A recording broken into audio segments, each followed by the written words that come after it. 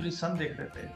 So this is the thing, qualities जो हम सन की बात कर रहे थे कि it gives you natural talent for giving challenges, overcome करने का, चैलेंज दूर करने का, एक्सेलेंस इन वर्क, ठीक है, गुड हेल्थ, गुड इम्यूनिटी।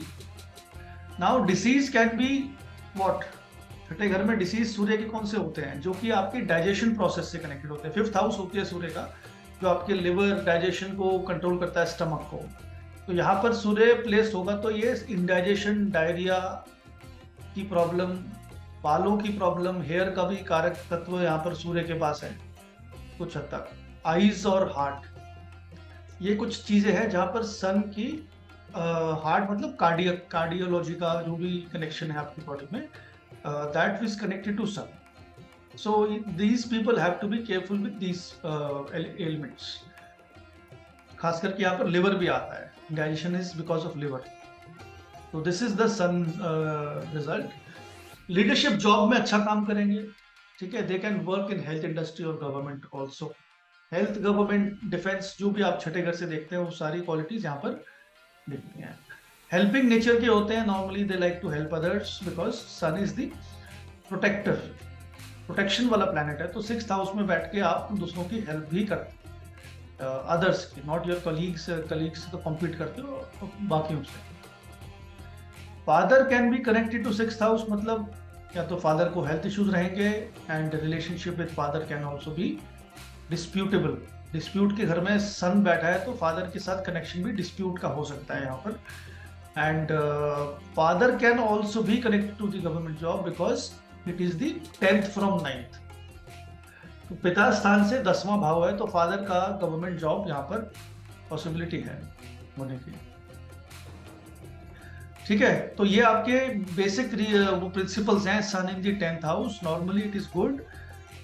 बस फादर के कॉन्टेक्स्ट में ये डबल साइड की तरह का रिजल्ट देता है, फादर के लिए नेगेटिव भी है, पॉजिटिव भी है। छठा घर एफ्लिक्शन में ना हो तो पॉजिटिव है, अदरवाइज अगर इसमें कोई एफ्लिक्शन आ गई तो relationship with father can suffer, that can be a problem. बाकी हाउसेस के कॉन्टेक्स्ट में अगर हम इसको देखते हैं तो जैसे फर्स्ट चाइल्ड फिफ्थ हाउस से देखते हैं तो फिफ्थ हाउस से सेकंड हाउस पड़ता है।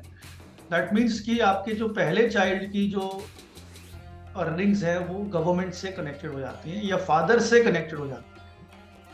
सो द फर्स्ट चाइल्ड जो हमने प्रेडिक्शन पढ़ी थी कि सन इन द सेकंड हाउस, वो हमारे लिए थी कि हम अपनी फैमिली बिजनेस में जाएंगे। तो यहाँ पर क्या दिखा रहा है कि जो पहला बच्चा है आपका, वो आप फैमिली या फादर के सपोर्ट से पैसा अर्न कर सकता है या गवर्नमेंट के सपोर्ट से पैसा अर्न कर सकता है। ये दोनों प्रेडिक्शंस यहाँ पर अप्लाई होती है फर्स्ट चाइल्ड के लिए। Then for the 7th house it is the 12th।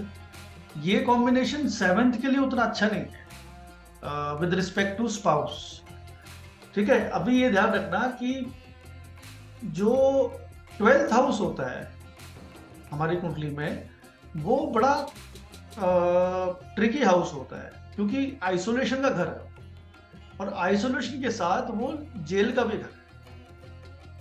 So when 6th house gets activated in our life which is litigation, और स्पाउस से ये 12वां पड़ता है, तो इसका मतलब कि कहीं ना कहीं पे हमारा जो स्पाउस है उसके कारण या उसके कोई एक्शन के कारण लिटिगेशन क्रिएट हो सकता है।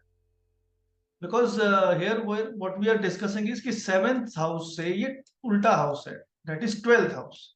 12th is jail and 6th जो हमारे लिए छठा पड़ता है वो लिटिगेशन। तो ये दोनों कॉम्बिनेशन एक्टिव हो जाते हैं। अगर इस पे एफ्लिक्शन है तो हम ये देख सकते हैं कि the person can suffer because of the spouse. अपने हस्बैंड या वाइफ की वजह से आपको लॉस हो सकता है या लिटिगेशन में आना पड़ सकता है। तो this is not good combination from the 7th house perspective. And then government से लॉस भी हो सकता है। गवर्नमेंट से लॉस का मतलब भी ये है कि you are punished from the government, और पनिशेबल ऑफेंस तो वही होता है या तो आपने कोई रूल ब्रेक किया है या कोई लिटिगेशन में आपको कोई आपके अगेंस्ट केस चले गया है। तो बेसिकली ये डिस्प्यूट एंड लिटिगेशन की ही बात हो रही है हर तरीके से। तो इसलिए हमने कल देखा था कि ये 12th में छठे में बैठे प्लैनेट आपके 7th के रिलेटेड ज्यादा अच्छे रिजल्ट नहीं देते हैं। 7th हाउस को ये वीक कर देते हैं, जो भी 12th में वहां से 12th हाउस पड़ता है, तो that is little dicey for this thing, unless the partner is connected to these matters, right. जैसे कि वो अब्रॉड में काम करता है, मेडिकल फील्ड में काम करता है, तो ये बैलेंस हो सकता है, न्यूट्रलाइज हो जाएगा, अदरवाइज ये बहुत प्रॉब्लम क्रिएट करता है। देन 9th हाउस से 11th है, इनफैक्ट 8th से भी देख लीजिए आप, 8th से 11th पड़ता है ये, तो इसका मतलब ये इनहेरिटेंस का गेन देता है। सूर्य छठे घर में इनहेरिटेंस का गेन देगा, person will be gaining from father side, यहाँ पर स्पेशली फादर की साइड से इनहेरिटेंस मिलता है यहाँ पर, तो this is good for that perspective. समझ में आ रहा है लॉजिक क्या है? 8 से 11th देख रहे हैं हम, और सन जो है वो पिता का कारक बन गया यहाँ पे, तो पिता का कारक बैठा 11वें हाउस में, इनहेरिटेंस के हाउस से, so that connection makes gain from father in terms of inheritance and property. आपके 10th से 9th है, that is a good thing, आपकी करियर में ये लॉन्ग ट्रेवल्स प्रमोट करता है, नॉलेज प्रमोट करता है, लर्निंग प्रमोट करता है, तो sun in the 6th house is always good for the 10th house.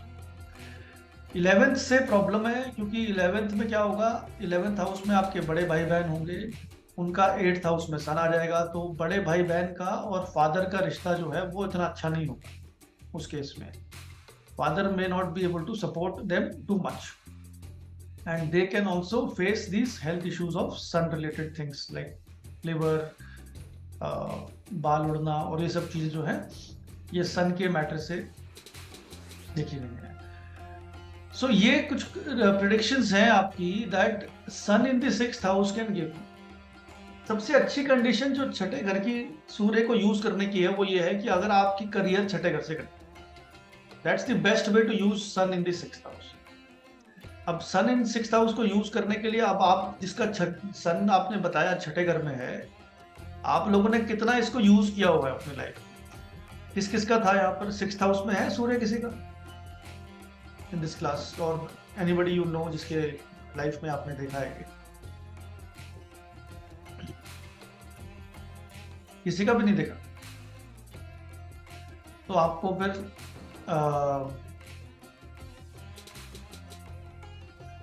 D9 में है तो ठीक है, बट सन राहु मरकुरी आपका तीनों प्लेस्ड है यहाँ पे D1 में। ओके, सो D1 में अभी रजनी आपको मैं अनम्यूट कर रहा हूँ, आप एक बार आपकी खुद की हॉरोस्कोप का ही मैं वो पूछ रहा हूँ आपसे।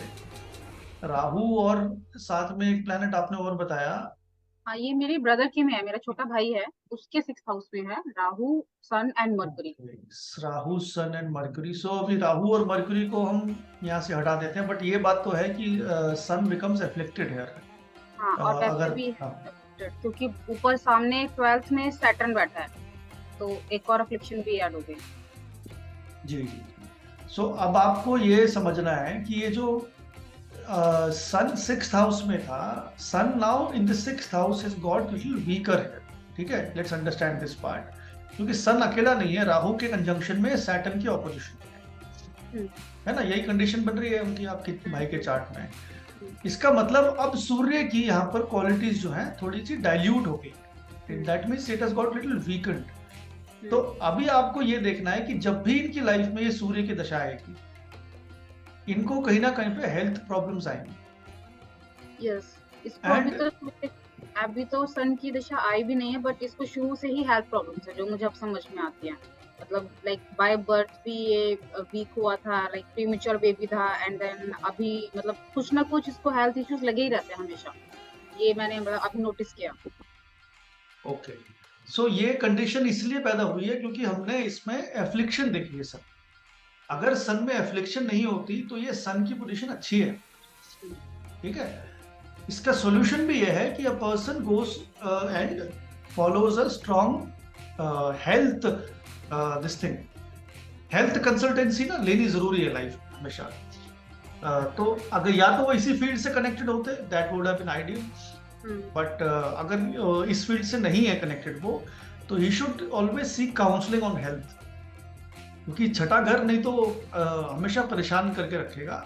एंड ये जब दशा ज्यादा बड़ी आ जाएगी, इनमें से महादशा किसी की आ जाएगी सैटर्न या सन में से, तो फिर ये मेजर हेल्थ इशू देता है उस टाइम पे। That time will have to be little careful. So उनको थोड़ा सा इसको फ्री विल के थ्रू बैलेंस करने की जरूरत पड़ेगी, सन को यूज करने की यहाँ पर।